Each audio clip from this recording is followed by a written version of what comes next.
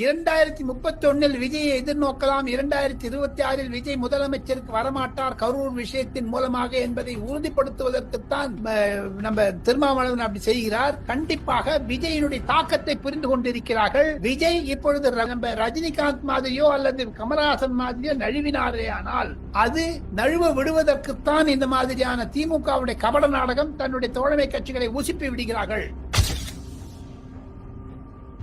ஒரு பந்து அடிக்க எழும்பும். எவ்வளவு தூரம் நீங்க விஜய் மேல கோபப்படுறீங்களோ அத்தனை அனுதாபங்கள் வரும் விஜய் மீது. அதுக்கு அத்தனை திமுக கூட்டணி 50க்கு கூட கிடைக்காது. 234 சீட்ல திமுக 25 சீட்டு கூட அழைக்காத பண்ணிடுவாங்க. பொதுமக்கள் ஏற்கனவே சீற்றத்தில் இருக்கிறார்கள். விலைவாசி உயர்வு, சட்ட ஒழுங்கு, போதைப் பொருள், கள்ளச்சாராயம், ஊழல், குடும்ப ஆட்சி, இது பற்றித்தான்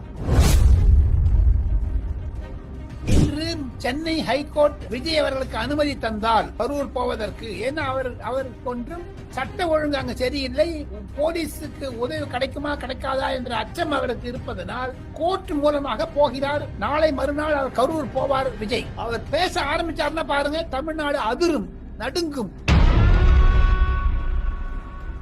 ஐயா RN ரவி அவர்களே, தாங்கள் அமித்ஷாவிற்கு எழுதிய 2 பக்க கடிதத்தை பத்திரிகைகளுக்கு விளம்பரமாக கொடுக்க வேண்டும். காரணம், அதில் பல உண்மைகள் இருக்கிறது.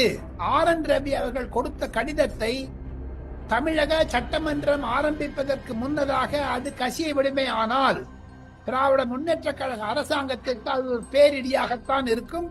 திமுகவுடைய அரசுக்கு ஒரு தர்ம சங்கடமாக இருக்கும். முதலமைச்சர் ஏன் ராஜினாமா செய்யக்கூடிய அளவிற்கு கூட அது போனாலும் ஆச்சரியப்படுவது. 2031 விஜயை எதிர்நோக்கலாம். 2026 விஜய் முதலமைச்சருக்கு வரமாட்டார் கரூர் விஷயத்தின் மூலமாக என்பதை உறுதிப்படுத்துவதற்குத்தான் நம்ம